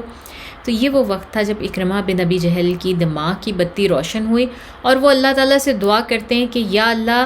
اگر میں صحیح سلامت پار لگ گیا، یہ کشتی بنا ڈوبے پہنچ گئی ساحل تک اور میں صحیح سلامت رہا، تو میں واپس جاؤں گا مکہ اور میں جا کے رسول صلی اللہ علیہ وسلم کے ہاتھ پہ اسلام قبول کر لوں گا۔ تو یہ ایک سارٹ آف منت مانگتے ہیں اس وقت، اور ایسا ہوتا ہے کہ ان کی کشتی ڈوبنے سے بچ جاتی ہے اور یہ لوگ جا کے جو ہے ساحل پر لگ جاتے ہیں، ٹھیک ہے، اور ساحل پہ جا کے کشتی لگ جاتی ہے، اور اسی وقت اکرمہ نے جو منت مانگی ہوتی ہے وہ اپنی منت پوری کرتے ہیں اور وہ واپسی کا سفر پکڑتے ہیں کہ میں مکہ جاؤں گا، میں واپس مکہ جاؤں گا اور جا کے میں اسلام قبول کروں گا۔ تو ہی ریئلائزڈ ایٹ دیٹ پوائنٹ کہ لا الہ الا اللہ ہی واقعی جو ہے وہ سچ ہے اور اصلی اور ٹرو ریلیجن ہے۔ تو اس کے بعد یہ کرتے ہیں کہ جب یہ وہاں واپس پہنچتے ہیں تو یہ مکہ سے باہر رکتے ہیں اور کسی کے تھرو یا تو پیغام پہنچاتے ہیں یا کچھ، لیکن ان کی وائف ان سے ملنے کے لیے آتی ہے اور جو ہے وہ اپنی وائف کے تھرو پیغام پہنچاتے ہیں شاید، کہ کیونکہ ہمیں کچھ نریشنز میں ملتا ہے کہ اکرمہ کی وائف آئیں اور انہوں نے آ کر جو ہے رسول اللہ صلی اللہ علیہ وسلم سے کہا کہ میں ان کو پناہ دینا چاہتی ہوں، وہ آنا چاہتے ہیں، اسلام قبول کرنا چاہتے ہیں، تو کیا آپ ان کا اسلام قبول کریں گے، آپ ان کو امان دیں گے؟ تو پھر رسول صلی اللہ علیہ وسلم نے کہا کہ ہاں ٹھیک ہے، اکرمہ کو بولو آ جائے۔ ان کی وائف کا نام تھا حکیم بن الحارث۔ تو مطلب ایک سٹوری یہ ہمیں ملتی ہے اور دوسری سٹوری پھر ہمیں اس کے بعد پیرالل میں یہ ملتی ہے کہ اکرمہ کو جب یہ پتہ چلا تو وہ منہ پر ڈھاٹا سا باندھ کے نا، یعنی کہ انہوں نے جو ٹربن پہنی ہوئی تھی اپنی، جو وہ انہوں نے منہ کے اوپر پوری لپیٹی اور اپنا منہ چھپا کر جو ہے نا وہ مکہ میں داخل ہوئے، کیونکہ ظاہر ہے ان کے سر کے اوپر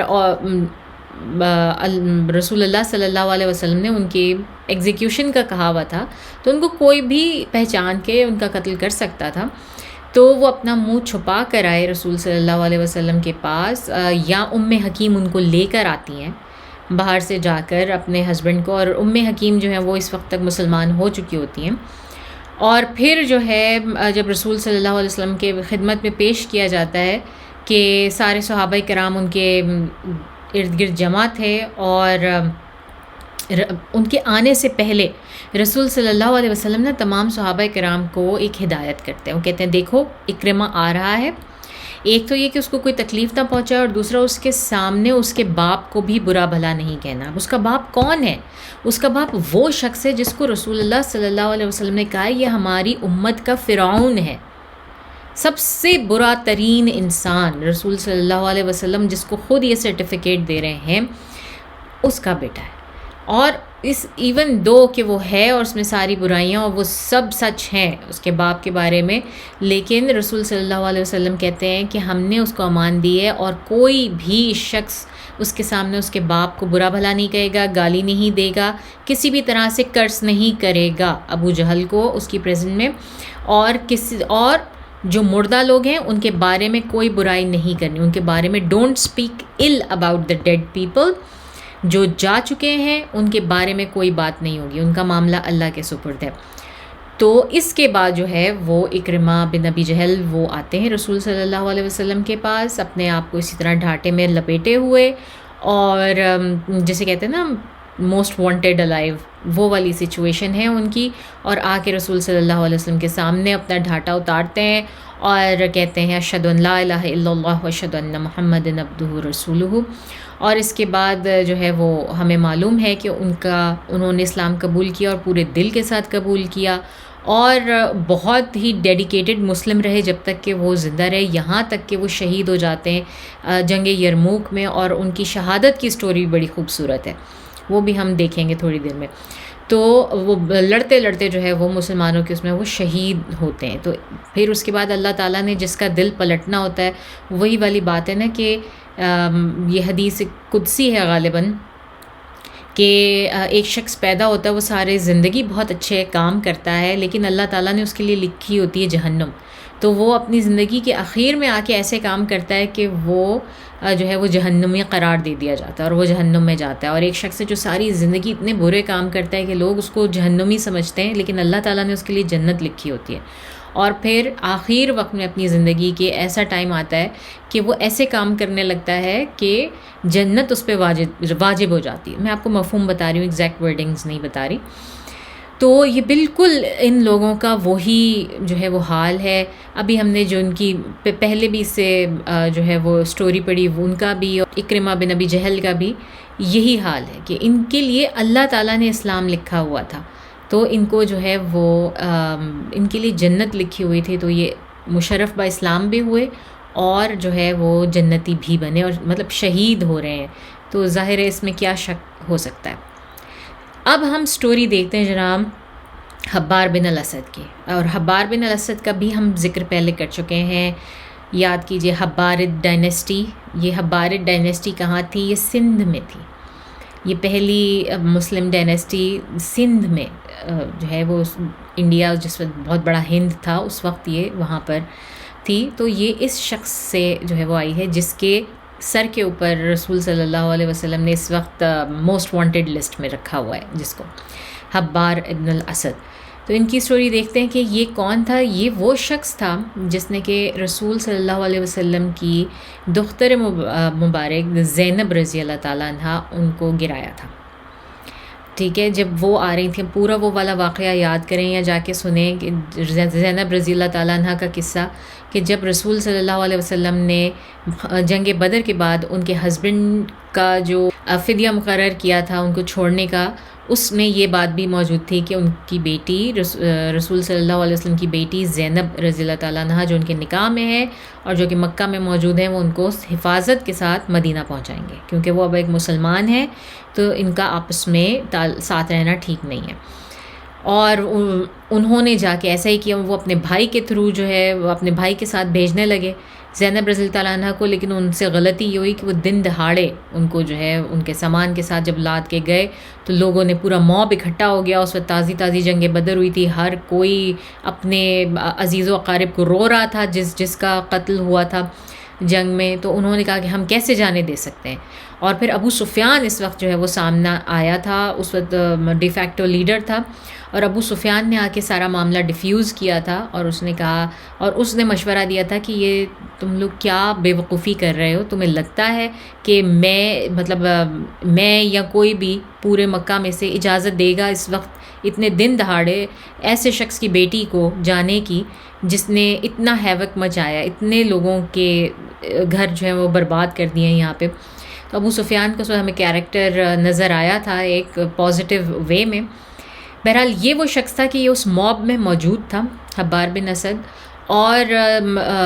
ان کی جو اونٹنی تھی جس کے اوپر بیٹھی ہوئی تھیں زینب رضی اللہ تعالیٰ عنہ، اس کو پروب کر رہا تھا، یہاں تک کہ اس کو اتنی زور سے ہٹ کیا کہ وہ اونٹنی اچھلنے پہ مجبور ہو گئی، اور زینب رضی اللہ تعالیٰ عنہ اس کے اوپر سے گریں اور جا کے جو ہے وہ کسی پتھر پہ یا چٹان پہ لگا، اور اس وقت وہ پریگننٹ تھی، ان کا بیبی بھی ضائع ہو گیا۔ تو اب آپ اگین دیکھیں کہ یہاں پر قتل کا معاملہ ہے، قتل ایک ان بورن بیبی کے قتل کا معاملہ ہے۔ اوبویسلی زینب رضی اللہ تعالیٰ عنہ کی حرمت وہ اس سے بھی ہم ڈینائی نہیں کر سکتے، لیکن اگین ہم اس چیز کو صرف اس میں نہیں رکھ رہے کہ اس شخص کو قتل کی سزا دی جا رہی ہے کیونکہ یہ مشرک تھا، مشرک ہے اس وقت بھی، تو ایسا کچھ نہیں ہے۔ اگر پروپیگنڈا کوئی پھیلانا چاہے کہ رسول صلی اللہ علیہ وسلم نے تو جا کے قریشیوں کو ایسے مارنا شروع کیا ہرگز ایسا نہیں ہے. اب اگر وہاں پہ 2000 3000 کتنے لوگ موجود ہوں، ان میں سے گنتی کے یہ 6 یا 9 لوگ، اور ان 9 میں سے بھی ہم دیکھ رہے ہیں کہ آدھے سے زیادہ مسلمان ہو کے کنورٹ ہو کے وہ امان میں آ رہے ہیں رسول صلی اللہ علیہ وسلم کی. صرف 3-4 لوگ ہیں جن کو کہ قتل کیا گیا اتنے بڑے کانکویسٹ میں سے. تو یہ ہرگز بھی don't let anybody manipulate you against رسول اللہ صلی اللہ علیہ وسلم آن دیز تھنگس ایور. کیونکہ جو ان کی صحیح سٹوریز ہیں، جب آپ وہ سنیں، ان کو جانیں، تو آپ کو اندازہ ہوتا ہے کہ کوئی ایسا کام ہی نہیں ہے کہ جو انہوں نے مطلب ایسا کیا ہو کہ ان کو اس کے اوپر پن پوائنٹ کیا جائے کہ رسول صلی اللہ علیہ وسلم نے یہ کام غلط کیا. ایسا نہیں ہوتا. ہماری اپنی پرسیپشن ہو سکتی ہے لیکن ایسا ہے نہیں، اصل میں ایسا کچھ بھی نہیں ہے.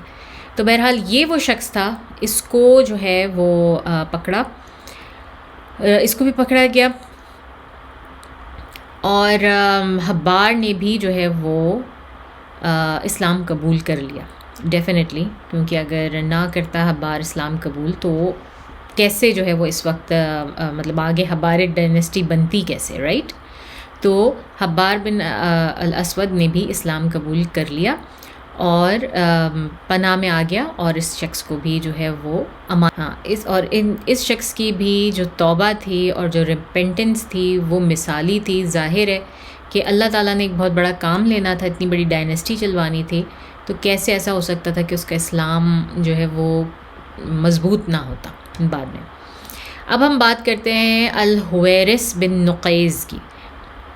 یہ شخص بھی ایسا ہی تھا جیسے کہ جو کام حبار نے کیا تھا. ان کا بھی وہی تھا کہ رسول صلی اللہ علیہ وسلم کی دوسری 2 بیٹیاں جو ہیں ام کلثوم اور فاطمہ رضی اللہ تعالیٰ عنہ، جب یہ آ رہی تھیں، ان کا ٹائم تھا مائیگریٹ کرنے کا مکہ سے مدینہ کی طرف، تو ان کا رستہ روکنے والا حویرث بن نقیس تھا، اور اس نے بھی ان کے اوپر جو ہے، مجھے ایگزیکٹ قصہ نہیں معلوم، میں نے ابھی نہیں پڑھا اور مجھے بھی ان کتابوں میں جو ہے وہ ڈائریکٹلی نہیں ملا، لیکن یہ تھا کہ اس نے بھی باقاعدہ ان کو نہ صرف تھریٹن کیا کہ دونوں بچیاں جو ہیں وہ اس وقت وہ اپنے گھوڑے سے گری اور ان کو کافی چوٹیں بھی آئیں، تو اس نے بھی اور جو ان کو لے کر آ رہے تھے اپنے ساتھ، اب یہ مجھے یاد نہیں ہے کہ یہ حضرت علی تھے، حضرت عبداللہ بن عباس تھے، یا کون تھے جو کہ ان کو لے کر آ رہے تھے اپنے ساتھ مدینہ. تو ان کے ساتھ ہونے کے باوجود بھی ان دونوں لڑکیوں کو بہت ڈرایا دھمکایا، بلکہ ان کے اوپر چڑھائی بھی کی، ان کے مطلب ان کو ضرر بھی پہنچائی. تو یہ شخص وہ تھا. تو ان کو بھی جو ہے نا، اور اس کے بعد حضرت علی رضی اللہ تعالیٰ عنہ سے حضرت فاطمہ کی شادی ہو جاتی ہے، تو رسول اللہ صلی اللہ علیہ وسلم اس شخص کو قتل کرنے کا ذمہ حضرت علی کو دیتے ہیں، کیونکہ ان کی وائف تھیں جن کو تکلیف پہنچائی گئی تھی. تو حضرت علی اس شخص کی گردن اتارتے ہیں، الحویرث بن نقیز کی. تو یہ وہ شخص ہے جس کو کہ قتل کیا جاتا ہے. اب ایک شخص ایسا جس کی سٹوری ہم سب کو معلوم ہے اور ہم پہلے بھی بہت ڈیٹیل میں ڈسکس کر چکے ہیں جنگ احد میں، اور وہ شخص ہے وحشی. وحشی کے بارے میں ہم سب کو ہی پتہ ہے آلموسٹ. جس کو بہت زیادہ سیرہ کا نہیں بھی پتہ نا، وہ بھی جانتا ہے کہ وحشی کون تھا اور رسول صلی اللہ علیہ وسلم نے اس کے لیے کیوں قتل کا حکم دیا تھا. وحشی بھی فرار ہو گیا تھا فوری طور پہ. جب مسلمان آئے مکہ، رسول صلی اللہ علیہ وسلم آئے، تو یہ شخص بھی فرار ہو کے طائف چلا گیا، کیونکہ طائف اس وقت تک، طائف نے ابھی اسلام قبول نہیں کیا تھا. طائف ابھی بھی پیگن تھا اور اپنے اس پہ قائم تھا. اور یاد کریں کہ رسول صلی اللہ علیہ وسلم کے ساتھ طائف والوں نے بہت زیادتی بھی کی تھی. بہرحال اس نے جا کے طائف میں رہنا شروع کر دیا، اور طائف میں یہ گمنامی کی سورٹ آف زندگی جو ہے گزارتا رہا، کیونکہ اس کو اندازہ تھا کہ اگر اس کے بارے میں پتہ چل گیا تو اس کے بھی وارنٹس نکلے ہوئے ہیں، اس کو بھی کبھی بھی کوئی مسلمان آ کے جو ہے وہ قتل کر دے گا. اور اس نے بھی کنورٹ ہونے کا فیصلہ کیا جب طائف، پورا کا پورا طائف جو ہے وہ کنورٹ ہوا اور انہوں نے اسلام کے انڈر آنے کا فیصلہ کیا. تو یہ وہ وقت تھا کہ جب وحشی نے بھی فیصلہ کیا کہ وہ بھی مسلمان ہو جائے گا. اور ہم نے اس کی سٹوری ڈیٹیل میں جو ہے وہ کی تھی، تو میں بہت زیادہ اس کی ڈیٹیل میں نہیں جاؤں گی کیونکہ ہم کر چکے ہیں پہلے سے. تو یہ رسول صلی اللہ علیہ وسلم کے پاس آیا اور اس نے بہت جو ہے نا وہ مطلب ان کے سامنے کلمہ پڑھا اور ان سے معافی تلافی کی بات کی کوشش کی، ان سے کہا کہ اس کو معاف کر دیا جائے سارا کچھ، اور رسول صلی اللہ علیہ وسلم نے اس کو معاف تو کر دیا، لیکن اس کو جو ہے وہ یہ کہا کہ تم میرے سامنے مجھے کبھی اپنی شکل مت دکھانا، میرے سامنے مت آنا۔ تو وحشی اگرچہ مدینہ میں رہتا بھی تھا نا، تو جیسے رسول صلی اللہ علیہ وسلم کا پتہ چلتا تھا کہ وہ گلی میں آ رہے ہیں یا چل رہے ہیں، تو وحشی کو اپنا منہ چھپانا پڑتا تھا، اس کو کہیں ادھر ادھر ہونا پڑتا تھا۔ اور ایونچولی پھر وحشی کے بارے میں یہ کہا جاتا ہے کہ اس کو شراب کی بہت عادت تھی، تو اس کو اور بھی جو ہے وہ الٹے سیدھے کاموں میں مشغول رہتا تھا، تو ون ٹائپ اور دی ادر اس کو کوئی نہ کوئی سزا ملتی رہتی تھی۔ جس طرح شراب کے لیے بھی جو ہے وہ کوڑے برسانے کی سزا دیتے تھے، حضرت عمر رضی اللہ تعالیٰ عنہ بھی دیتے تھے، تو اس کو کوئی نہ کوئی سزا ملتی رہتی تھی۔ تو صحابہ کرام کہتے تھے کہ واللہ ہم جانتے ہیں کہ ایسا ہو ہی نہیں سکتا کہ حمزہ رضی اللہ تعالیٰ عنہ کا قاتل جو ہے اس کو اللہ تعالیٰ ایسے ہی جانے دیتے، ایسا ہو ہی نہیں سکتا تھا کہ حمزہ رضی اللہ تعالیٰ عنہ کے قاتل کو ایسے ہی جانے دیتے، اگرچہ رسول صلی اللہ علیہ وسلم نے اس کو معاف کر دیا اس کے معاملے میں، لیکن اس کو گاہے بگاہے کسی نہ کسی چیز کی طور پہ سزا ملتی رہی، مستقل ملتی رہی۔ اور اس کے بعد جو ہے مطلب صحابہ کرام میں بھی تو لیول ہوتے ہیں نا، ٹھیک ہے صحابیوں میں بھی آتا ہے وحشی، لیکن جو ہے صحابہ کرام میں بھی تو لیول ہے نا، اس کا لیول ڈیفینیٹلی موسٹ ڈیفینیٹلی ابو بکر صدیق رضی اللہ تعالیٰ عنہ یا عمر بن خطاب یا علی رضی اللہ تعالیٰ عنہ کے برابر تو ہرگز نہیں ہو سکتا، کسی صورت نہیں ہو سکتا۔ اور پھر جس نے اتنے بڑے اتنے جلیل القدر صحابی کا قتل کیا ہو، ان کی شہادت کی ذمہ داری ہو، وہ لیول ان کا برابر نہیں ہو سکتا۔ تو رسول صلی اللہ علیہ وسلم نے بیٹھ کے بھی جب ایک دفعہ وحشی کو بلا کے، اسی موقع پر غالباً بلا کے بٹھا کے جو ہے وحشی سے کہا تھا کہ تم مجھے بتاؤ کہ تم نے کس طرح سے جو ہے وہ قتل کیا تھا، کیا کیا تھا۔ تو وحشی نے پوری سٹوری سنائی، اور رسول صلی اللہ علیہ وسلم کی آنکھوں سے اتنے آنسو گرے کہ ان کی پوری داڑھی مبارک جو ہے وہ تر ہو گئی اس سے آنسوؤں سے۔ اس کے بعد رسول صلی اللہ علیہ وسلم نے کہا تھا وحشی سے کہ مجھے اپنی شکل کبھی نہیں دکھانا، یہاں سے ٹھیک ہے تمہارا اسلام قبول کر لیا، معاف کر دیا تمہیں، لیکن تم اپنی شکل کبھی نہیں دکھانا۔ اور میرے خیال میں دس از ان اٹ سیلف بہت بڑی پنشمنٹ تھی وحشی کے لیے، کیونکہ رسول صلی اللہ علیہ وسلم کی موجودگی میں وہ آپ کے سامنے ہوں اور آپ کو منع کر دیا جائے کہ ان کا چہرہ مبارک نہیں دیکھنا آپ نے، جبکہ ہمیں کئی متعدد اصحابہ کرام سے اور لوگوں سے یہ چیز پتہ چلتی ہے کہ لوگ کنورٹ ہو جاتے تھے صرف اور صرف ان کا چہرہ دیکھ کے، ان کا چہرہ سے اتنی محبت کرتے تھے لوگ کہ بس جا کے بیٹھ کے ان کا چہرہ تکا کرتے تھے، اور یہ بھی ایک عبادت کی طرح سے تھا ان کے لیے، وہ چہرہ جو ہے اس کو دیکھنا نصیب نہیں ہونا ان کی زندگی میں بھی، رسول صلی اللہ علیہ وسلم کی زندگی میں بھی۔ تو یہ ان اٹ سیلف ہی بہت بڑی پنشمنٹ ہے اگر باقی پنشمنٹس کو نہ بھی دیکھا جائے۔ بہرحال اللہ تعالیٰ نے کیا معاملہ کیا وحشی کے ساتھ وہ ہمیں نہیں معلوم، لیکن رسول صلی اللہ علیہ وسلم نے اس کو معاف فرما دیا۔ اچھا، اب جو ہے نا وہ ہم آگے چلتے ہیں، ابھی ہم اس میں ایک شخص کی بات نہیں کر رہے، اور وہ ہم آگے بات کریں گے اور ان کے بارے میں دیکھیں گے۔ تو جب اب واپس آتے ہیں ہم اپنے اس سینیریو کی طرف کہ رسول صلی اللہ علیہ وسلم بیٹھے ہوئے ہیں خانہ کعبہ کے سامنے، اور اب وہ یہ سارے چھوٹے چھوٹے مسائل جو ہیں وہ ان کو ایڈریس کر رہے ہیں۔ پچھلی دفعہ ہم نے بات کی تھی کہ انہوں نے ان دونوں قبائل جن کی جھڑپ ہوئی تھی، جن کی وجہ سے صلح حدیبیہ ٹوٹا تھا، ان کی آپس میں صلح صفائی کروائی تھی، اور ان میں جو ریونج کا ایلیمنٹ تھا وہ ختم کروایا تھا، ڈیزولو کروایا تھا۔ اس کے بعد جو ہے وہ یہ سارے ان لوگوں کو پکڑ کے ایک ایک شخص کا جو ہے وہ معاملہ ہو رہا ہے، سارا کچھ ہو رہا ہے۔ اور اب آپ یہاں پر نا وہ سمبولزم دیکھیں، وہ پکٹوگرافی دیکھیں، اپنے ذہن میں وہ وقت لائیں کہ رسول صلی اللہ علیہ وسلم خانہ کعبہ کے دروازہ پکڑ کے کھڑے ہوئے ہیں، خانہ کعبہ ان کے پیچھے ہے، اور وہ دروازہ پکڑ کے وہاں کھڑے ہوئے ہیں، اور وہ اس کی جو سٹیپ ہے اس کے اوپر جو ہے وہ کھڑے ہوئے ہیں وہاں پہ ڈور سٹیپ پہ، اور سب لوگ پورا قریش ان کے سامنے ہے، اور پورا قریش ان کے سامنے جو ہے نا وہ اس وقت ان کا مطیع ہو کر کھڑا ہوا ہے۔ بیسیکلی وہ وہاں پہ کانکیورر کے طور پر جو آئے ہیں، اور یہ وہیں سے جو ہے نا رسول صلی اللہ علیہ وسلم وہاں سے کھڑے ہو کے پھر خطبہ ارشاد فرماتے ہیں۔ خانہ کعبہ کے اسی ڈور سٹیپ پہ کھڑے ہو کے ایک عدد خطبہ ارشاد فرماتے ہیں، اور اتنی یہ زبردست پکٹوگرافی ہے، بالکل اسی طرح سے جس طرح کہ آپ کسی مووی میں دیکھتے ہیں کہ جو ان کا کلائمیکس سین ہوتا ہے اس میں کہ اب تک جو لوگ جو ہیں وہ رسول صلی اللہ علیہ وسلم کو خانہ کعبہ تک آنے سے اس قدر روک رہے تھے کہ ان کو شہر سے باہر اتنی دور روک دیا، جب وہ عمرے کے لیے آئے تھے ان کو اندر تک نہیں آنے دیا. اب وہ سب لوگ ان کے سامنے کھڑے ہیں متی ہو کے، اور نہ صرف یہ کہ رسول صلی اللہ علیہ وسلم وہاں آ گئے ہیں، انہوں نے ان کے سارے بت توڑ دیے، وہ ان کے خانہ کعبہ کے اندر کھڑے، اور وہاں سے کھڑے ہو کر وہ خطبہ ارشاد فرماتے ہیں اور ان کو جو ہے ان سے بات کرتے ہیں اور ان کو عام معافی کا اعلان کرتے ہیں. تو یہ جو پکٹوگرافی ہے نا یہ بہت ہی زبردست ہے. اور اس کے بعد جو ہے وہ اب اذان کا جس طرح ٹائم ہو گیا، نماز کا ٹائم آ گیا، تو حضرت بلال رضی اللہ تعالیٰ عنہ کو حکم دیتے ہیں کہ جاؤ بلال، اس خانہ کعبہ کی چھت کے اوپر چڑھو اور وہاں چڑھ کے اذان دو. اور یہ وہی بلال ہے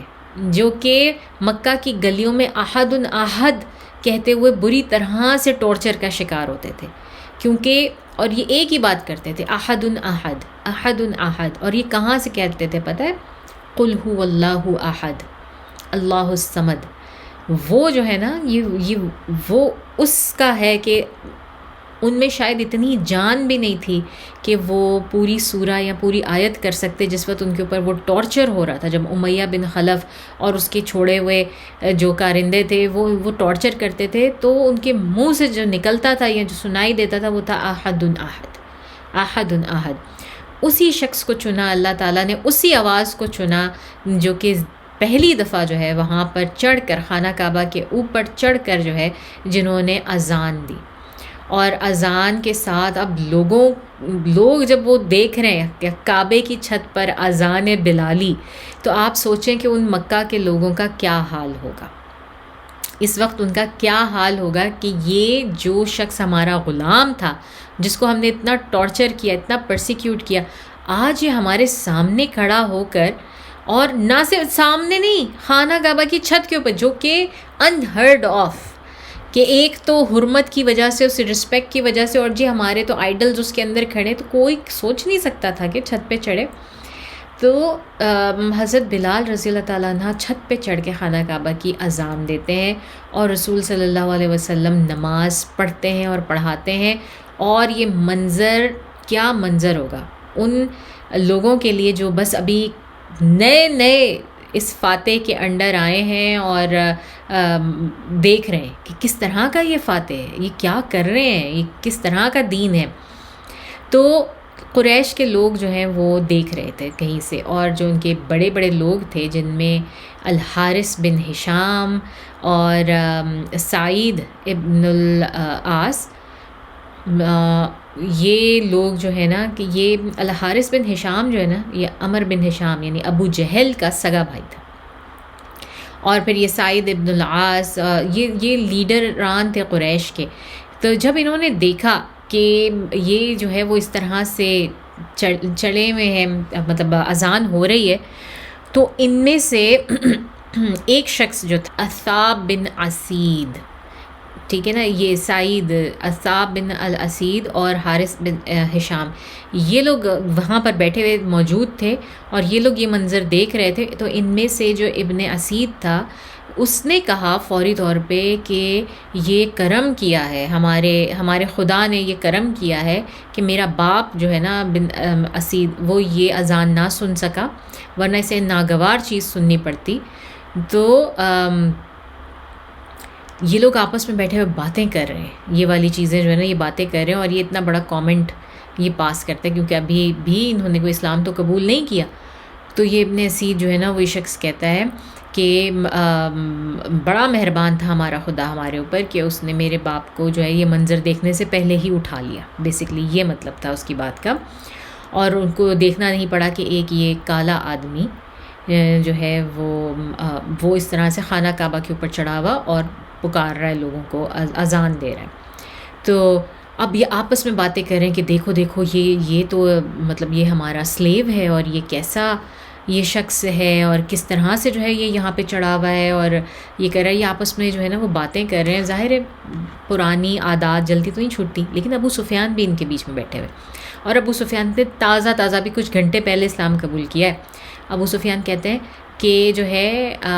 میں واللہ میں کچھ نہیں بولوں گا, میں ہرگز کچھ نہیں بولوں گا. اگر میں نے کوئی لفظ بولا نا تو مجھے شک ہے کہ یہ کنکریاں بھی جو ہے نا ارد گرد کی یہ اطلاع دے دیں گی محمد صلی اللہ علیہ وسلم کو, میں ایک لفظ بھی نہیں بولوں گا. تو اور پھر اس کے بعد ابو سفیان کہتے ہیں کہ اچھا, اور رسول صلی اللہ علیہ وسلم کو اس ساری گفتگو کی اطلاع ہمیں کیسے مل رہی ہے؟ ہمیں رسول صلی اللہ علیہ وسلم سے مل رہی ہے. رسول صلی اللہ علیہ وسلم کو جبرائیل امین آ کے یہ سب گفتگو بتا دیتے ہیں کہ وہاں پہ بیٹھے ہوئے یہ 3 سرداران قریش اور وہ یہ باتیں کر رہے ہیں کہ ابو سفیان کی جو ہے نا وہ ایک یہ چیز بھی تھی کہ وہ بیٹھا ہوا, مطلب یہ لوگ تو بول رہے ہیں, اب اس نے اس میں تو جو ہے وہ پارٹیسپیٹ نہیں کیا ان کی گفتگو میں, لیکن وہ خود سے بیٹھا ہوا سوچ رہا اور پلاننگ کر رہا ہے کہ میں نے بہت جلدی گیو اپ کر دیا, مجھے جو ہے نا وہ ابھی ایک موقع اور گنوانا نہیں چاہیے تھا, مجھے فوجیں اکٹھی کرنی چاہیے تھی, مجھے مقابلے پہ آنا چاہیے تھا, میں تو بہت ہی جلدی گیو اپ کر دیا, اور مجھے فورس کو اکٹھا کر کے ایک دفعہ محمد سے لڑنے کی کوشش کرنی چاہیے تھی. اس پر رسول اللہ صلی اللہ علیہ وسلم آتے ہیں, پیچھے سے تھپکا مارتے ہیں اور فرینڈلی انداز میں, اور کہتے ہیں اگر تم ایسا کرتے ابو سفیان تو تمہیں بہت بری شکست کا سامنا کرنا پڑتا. اور ان کو بھی یہی کہتے ہیں کہ اگر تم لوگوں نے ابھی جو باتیں کی ہیں وہ مجھے معلوم ہو چکی ہیں, اور ان کی پوری گفتگو رسول اللہ صلی اللہ علیہ وسلم نے دہرا دی. اس پر حارث اور عتاب بول اٹھے کہ جو ہے ہم شہادت دیتے ہیں کہ آپ ہی بے شک رسول اللہ صلی اللہ علیہ وسلم ہیں, خدا کی قسم ہمارے ساتھ تو کوئی شخص تھا ہی نہیں جس نے کسی اور نے سنی ہو, آپ کو کوئی اطلاع نہیں دے سکتا, ہم 3 کے علاوہ, اور ہم ابھی یہیں بیٹھے ہیں, ہم نے تو کچھ دیر پہلے ہی بات کی ہے, تو ایسا ہو ہی نہیں سکتا کہ آپ کو اللہ کے علاوہ کسی نے اطلاع دی ہے. تو وہ لوگ اس شخص پر ایمان لے آتے. اور اس سے پہلے جو یہ حارث بن ہشام ہے, ابو جہل کا بھائی ہے, یہ بھی جو ہے وہ آپس میں جب ان کی یہ ساری ڈسکشن چل رہی ہوتی ہے, اور کافی لمبی مطلب ان کی ڈسکشن ہوتی ہے, اس میں ایک پارٹ یہ بھی آتا ہے کہ حارث بن ہشام یہ کہتا ہے کہ اگر مجھے یقین ہو جائے نا, یا مجھے یقین ہوتا نا کہ یہ شخص صحیح ہے, رسول اللہ صلی اللہ علیہ وسلم جو ہے وہ صحیح واقعی میں اللہ کے نبی ہیں حقیقتاً, تو میں اسلام قبول کر لوں گا, میں ان کی پیروی کرنا شروع کر دوں گا. تو یہ وہ پوائنٹ تھا کہ جب رسول صلی اللہ علیہ وسلم کو اللہ تعالیٰ نے اطلاع دی, انہوں نے آ کے ان کے اوپر ان کی پول کھول دی کہ تم لوگ یہ باتیں کر رہے تھے, اس کا یہ جواب ہے, تو یقین آ گیا حارث بن ہشام کو, اور انہوں نے اسلام قبول کر لیا. اور یہ بھی ان کا بھی اسلام بہت, انہوں نے جیسے کہتے ہیں نا بہت اسٹرانگلی جو ہے وہ اسلام قبول کیا, اور بہت اسٹرانگلی اس پہ جمے رہے, اور ان کا بھی جو اینڈ ہے وہ بہت اچھا ہوا, ان لائک ہز بردر, کہ ابو جہل کیسا باپ تھا اور کیسا بھائی تھا, اور اس کا کیا انجام ہو رہا ہے, اور اس کے سگے بھائی کا اور بیٹے کا کیا انجام ہو رہا ہے, کتنے مختلف دونوں انجام ہیں. تو یہ وہ والی چیز ہے جو کہ ہم سیرہ میں دیکھتے ہیں اکثر, مطلب ہمیں یہ کہانیاں سنانے کا مقصد یہی ہے کہ ہر کہانی میں سے ایک تو فقہی طور پر ہمیں لرننگز بہت ساری ملتی ہیں, ٹھیک ہے, ہمیں بہت ساری چیزیں پتہ چلتی ہیں, اور اس سے بھی زیادہ ہمیں پتہ چلتا ہے رسول صلی اللہ علیہ وسلم کے کیریکٹر کے بارے میں, کہ وہ کیا کیریکٹر تھے, ان سے کیوں محبت کی جائے اور کیوں نہ ہو جائے ان سے محبت, اس طرح کی باتیں سن کے, کہ انہوں نے اپنے دشمنوں کو بھی, ان کے بچوں کو بھی گلے سے لگایا, اور ان کے بلکہ ان بچوں کے سامنے ان کے باپوں کی حد تک کرنے سے, ان کا ذکر کرنے سے بھی منع کر دیا باقی سب لوگوں کو. اتنا مطلب پاسبل نہیں ہے. لوگ بہت بہت بہت اچھے ہوتے ہیں, لیکن جب ہم پر کبھی خود پر کوئی ایسی پرابلم آتی ہے, پڑتی ہے نا, واللہ اپنے قریبی رشتہ داروں کو بھی معاف کرنا ایسی سچویشن میں بہت مشکل ہوتا ہے, بہت بہت زیادہ مشکل ہوتا ہے. تو اگین ابو سفیان اور یہ لوگ سب شاک ہو گئے, اور انہوں نے اسلام قبول کر لیا. اور ابو سفیان کہتے ہیں کہ یہ وہ مومنٹ تھا پھر جس میں میرے جو ہے نا وہ ڈاؤٹس زیرو ہو گئے. رسول صلی اللہ علیہ وسلم کے بارے میں یاد ہے نا کہ ابو سفیان کو زبردستی عباس رضی اللہ عنہ نے جو ہے وہ کہا تھا اسلام قبول کرو ورنہ پھر تمہیں کانسیکوینسز بھگتنے کے لیے تیار ہو جاؤ. تو ابھی تک اس کے دل میں تھوڑے بہت جو ڈاؤٹس آ رہے تھے, اس موقع پر آ کے ابو سفیان کے تمام تر وہ ڈاؤٹس کلیئر ہو جاتے ہیں. تو جناب ہمارا ٹائم بھی غالباً ختم ہوا چاہتا ہے. ہم اس کو یہیں تک رکھتے ہیں آج کی ویڈیو کو. انشاءاللہ نیکسٹ ویک پھر سے آئیں گے اور مزید سٹوریز دیکھیں گے آگے بھی جو رہ گئی ہیں, اور بھی کچھ بہت مزے کی سٹوریز آنے والی ہیں, اسپیشلی ابو سفیان کی وائف ہند کے متعلق. تو وہ مس نہ کیجیے گا. رمضان شروع ہو چکا ہے, دعاؤں کا مہینہ ہے, قرآن کا مہینہ ہے. جتنا ہو سکتا قرآن پڑھیں. آج جمعے کا دن ہے, جمعے کا روزہ ہے, تو اس کو ضائع نہ کیجیے گا. اور آپ کو پتہ علماء کہتے ہیں کہ اگر کوئی شخص رمضان میں اپنی بخشش نہیں کروا سکا نا, تو پھر تو وہ ساری زندگی لگا لے, بڑا مشکل ہے اس کے لیے اپنی بخشش کرانا. رمضان میں ہمارے لیے بہت بہت آسان کیا اللہ تعالیٰ نے اپنی بخشش کروانا. تو کم سے کم بھی نیت یہ رکھیں کہ یا اللہ اس رمضان تو میں نے اپنے گناہ بخشوا لینے آپ سے, میں نے آپ سے جو ہے میں نے آپ کو راضی کر لینا ہے, میں نے اپنے گناہ بخشوا لینے. تو اس رمضان اپنے گناہ بخشوا لیں اللہ تعالیٰ سے, اور راضی کر لیجئے, اللہ تعالیٰ کو راضی کر لیجئے. اور اپنی دعاؤں میں اپنے مسلمان بہن بھائیوں کو اکراس دا ورلڈ نہ بھولیں, مجھے بھی نہ بھولیں, اپنے بچوں کو, ہمارے بچوں کو نہ بھولیں, اور اللہ تعالیٰ سے پناہ مانگیں ان تمام فتنوں کی جو اس وقت بری طرح سے دنیا میں جو ہیں وہ پھیلے ہوئے ہیں. اور شکر ادا کریں کہ جس نے ہمیں دین اسلام میں پیدا کیا, اور ہم میں سے جو پیدا نہیں اس میں ہوئے لیکن اس کی طرف آئے, تو اس پر بہت بہت اللہ کا شکر ادا کریں کہ اللہ تعالیٰ نے ہمیں کیسی کیسی خرافات سے بچایا. دیکھیں دنیا میں اس وقت کیا ہو رہا ہے. ایپسٹین فائلز کے ساتھ جب سے وہ باہر نکلی ہیں, میں کہتی ہوں اس سے بڑھ کر اسلام کے سچے ہونے کی دلیل ہی اب کوئی نہیں ہے, کیونکہ ہر وہ چیز جتنا جو کچھ انہوں نے مسلمانوں پر الزامات لگائے, ہر وہ کام وہ خود کرتے ہوئے نظر آئے, اور جو ہے مسلمان اس سے بالکل بری الذمہ رہے. موسٹلی مسلمان, ظاہر ہے کچھ ہیں اس میں مسلمانوں کے نام بھی ہیں, لیکن آپ یہ دیکھیں کہ just being a Muslim, just following the سنہ, آپ اگر صرف اور صرف اللہ تعالیٰ کی سنہ فالو کر رہے ہیں تو آپ اللہ تعالیٰ کتنا آپ کو کس شر سے بچا رہے ہیں, کس فتنے سے بچا رہے ہیں کہ آپ آٹومیٹکلی اس سے بچ رہے ہیں. تو اب تک کے لیے اتنا ہی رکھتے ہیں. وآخر دعوانا ان الحمد للہ رب العالمین. سبحانک اللہم نشہد ان لا الہ الا انت نستغفرک ونتوب الیک. السلام علیکم ورحمۃ اللہ وبرکاتہ.